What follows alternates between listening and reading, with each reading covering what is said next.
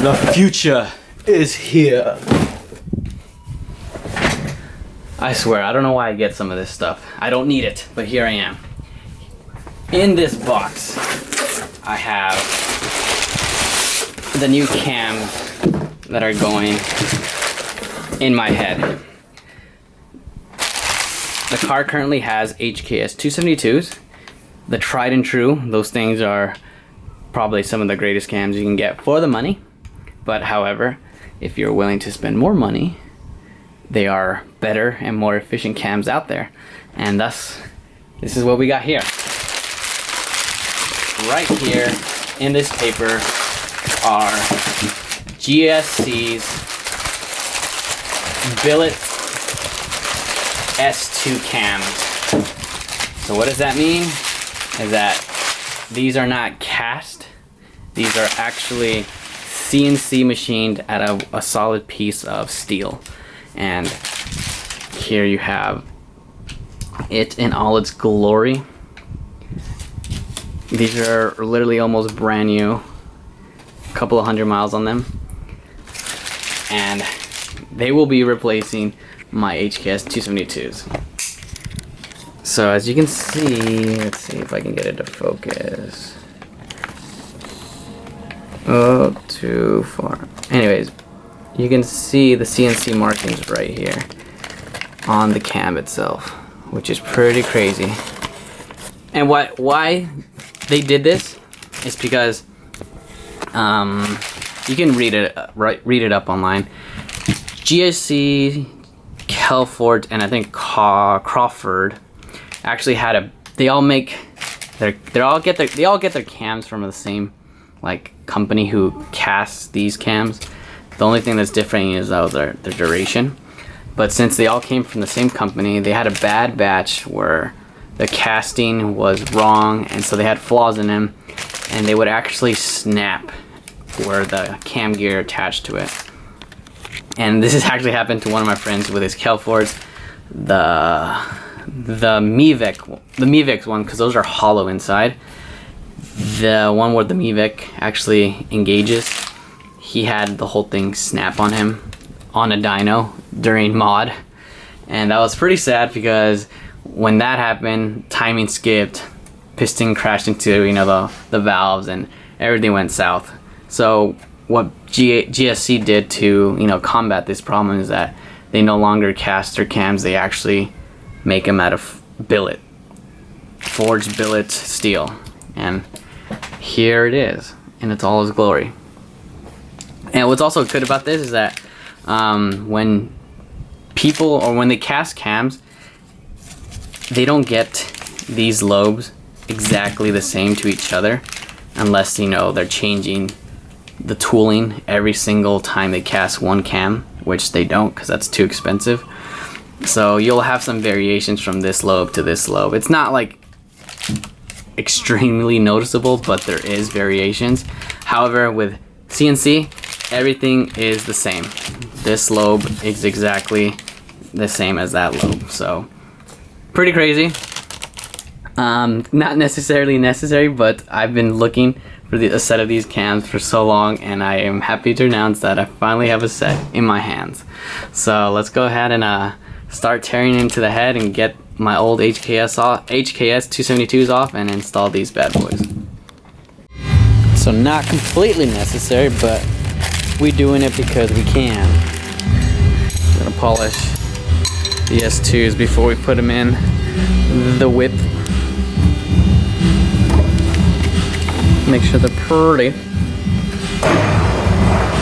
And we also got more cams, but that's for sale. Alright, so this is gonna be a how to install cams while the motor's in the car on a 6-bolt 2G, because it's different mainly because of the timing cover. It's not a 2-piece like you normally would find in a 7-bolt. So what that means is that we're gonna have to remove this whole, oh god, there's so much work, this whole motor mount, the water pulleys, the belts, take off the cover, Take off the top cover, remove the timing belt, take off the valve cover, then change that. But first things first, let's polish those cams up.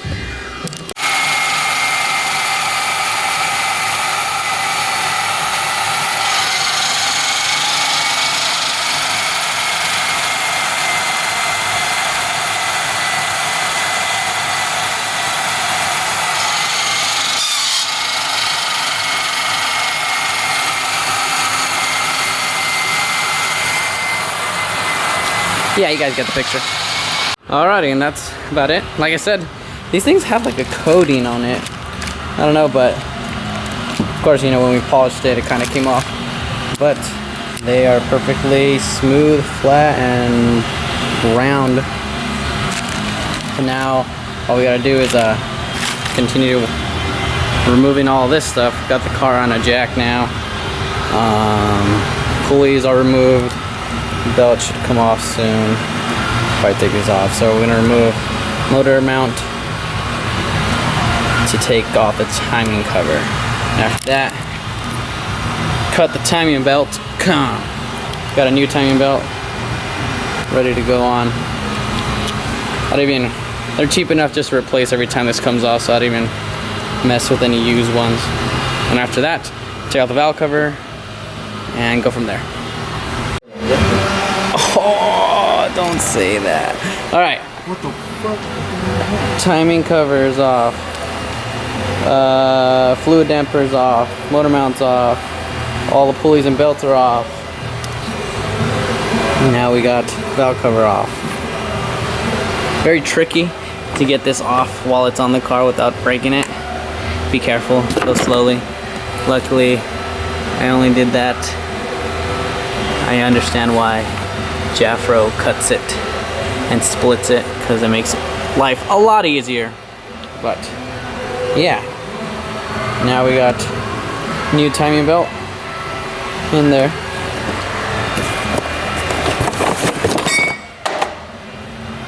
Just gonna snip this one, get these cams off, bleed the lifters. I forgot about that. That's gonna take a minute. And we should be ready for a reinstall. So let's get going. You never saw the movie Edward Scissorhands? I've seen it. All right. Make sure you line everything back up to TDC. Make sure you get the grenade pin into the tensioner, wherever that is. Right there. Somewhere in there.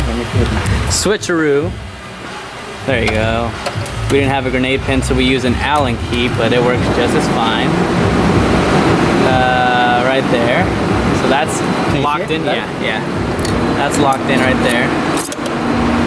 In place. And now we are ready to get rid of this timing belt.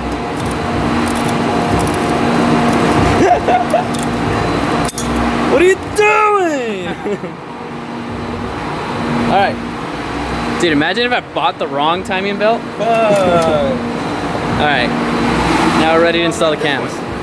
This had maybe like, I don't know, 14,000? Still had another 35,000 more to go. I know. Whatever. Probably be a good idea to remove the cam bolts while they're in the head. Give you a little more leverage and something to, you know, pull and push on. And mark the cast if you are going to change your O-ring seal like I am. Right there. So that's what's in charge of your timing. But yeah, you can take these off now. And if your cam seals are old, replace those, because now's a good time. These are fairly new, so we're going to reuse them. And now we are good to install those bad boys.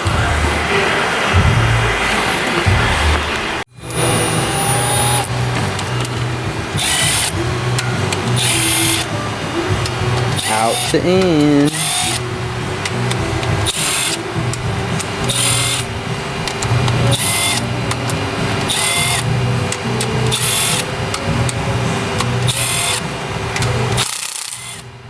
Hey, easy killer.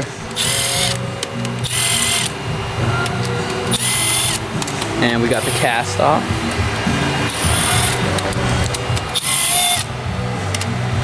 You know, I've never had a problem with that black cast. I wonder how many miles are on that thing. I had a problem with one of mine. I've never, going bad. I never heard of a black top failing. Really? I've heard of green tops fail all the time, but No, mine never got all old. the time. Like it just stopped Working? Yeah, it was old. So imagine how long a brand new one would last you. That is true. All right, so now once you got the cam caps loose, you want to make sure you do not mix these up. They each come with an order and are very specific. Markings are on them, but It even has the numbers. better just to line them up one at a time so you don't lose track. Oh yeah, these can get tricky. Use a 2-bolt method to take them off and put them aside. Oh, easy. All right, so now it's time to go ahead and start bleeding the lifters. So what you do is remove the rocker arms. They just come off quite easily, just like that. I got that set over there. And now you're gonna have to pull out the lifter as such. And you can go set it somewhere where you don't mind oil spilling. And what you're gonna do is you're gonna get a rod or something. You can use an Allen key. That's what I'm gonna go get right now. And we're gonna stick it in there inside the lifter, and you're gonna feel a release port, and you're gonna push down on it, and once you push down on it, you're gonna be able to squish this as such, because right now you cannot compress it, but once you hit that release port, you'll be able to compress it and bleed out the oil in there. So let me go and show you how to do one. Alright, so found an Allen key that fits, and all you're gonna do is, like I said, put it inside the lifter, and you're gonna feel a relief port. Where is it? Let me find it. There it is. Found it. Now see how it's gonna compress, and you just bleed out all that oil. You're gonna be here a while because there's 16 of these, so you gotta do every single one. So yeah. Good luck. All right, all the lifters have been bled. Old, new. We got the exhaust side on. What you want to do is make sure you lube up the cam journals. Luckily at this shop we use nothing but the best. So we have Lucas assembly lube to eliminate dry starts. It's pretty good stuff. I like it. It's real thick. And we just laid it on, you know, there. And now we're gonna lay the next, I gotta put the rockers back on. They go on, you know, pretty much as such, just like that. And once those all are back on, we can go ahead and put on that cam on here, and then we're gonna start torquing these down. All right, so we got the cam caps down, and now we're gonna start torquing them. Dude, don't use that. Use this. It's 14 foot-pounds, but we're going into 2 increments, right? Yeah. 9 and then 14. 9, 14. And we're starting from the inside out. Oh yeah, look at, we even got the little order. Straight from the factory service manual. So 1, 2, 3, 4, 5, 6. And that's pretty much it. And make sure you actually use a reliable torque wrench.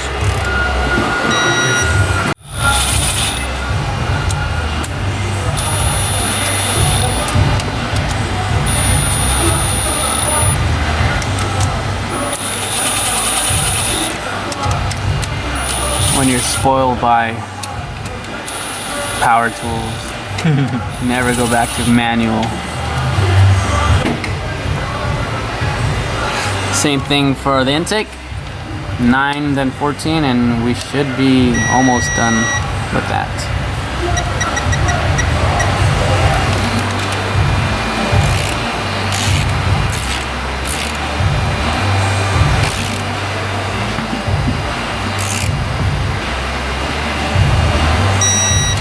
Yeah, you get the picture. Alright, cams are now officially in and retorqued. Now we put the cast back in and make sure you line it up exactly to the marking that you had right there. So that should be pretty much it. And you can go ahead and retighten that, and then make sure the cam seals are seated fully. Get a nice fat socket and push them in, and it should be good there. Now we're getting the cam gear bolts on. These are 65. We put some Loctite on them. So we're gonna torque that now. What size is it? You want me to hold it?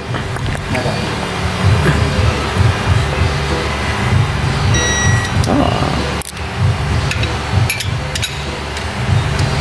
What'd you say? Good luck. What? Oh, it fits? I didn't think it was gonna fit. Awesome. Cool. Now we gotta retime everything. Fun. Probably a really good idea to get some sort of timing toolkit. So as you can see, we got, I think this is the J Racing one, where you stick this rubber piece into the gears once they're at TDC. So this is gonna hold the gears while we fiddle with everything down here. Let's see. This, as you can see, timing mark right there is already lined up. Oil pump sprocket doesn't need to be lined up since I don't have a balance shaft, but we'll probably end up doing that since we're superstitious. But yeah, almost there. We can get the timing belt out now.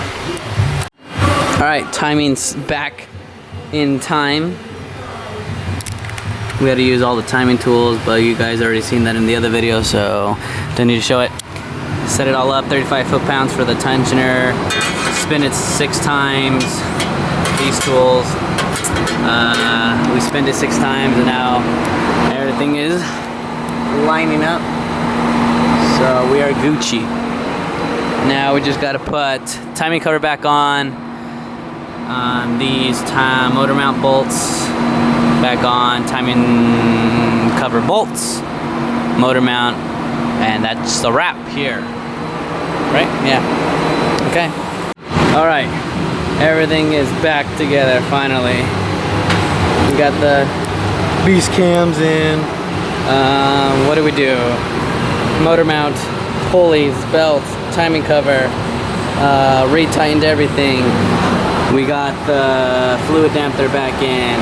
These were 18, I think, foot-pounds, the bolts. Timing cover bolts, whatever. Make sure they're tight.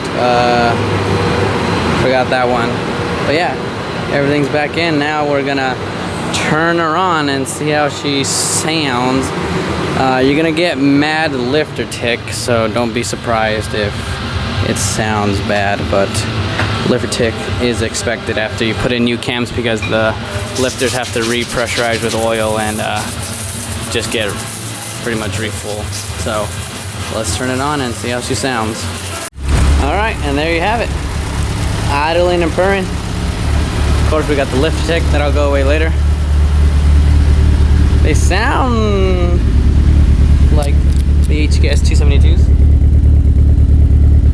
But we'll see how they perform on dyno day. Alright guys, that's all for me. Have a good one and keep boosting.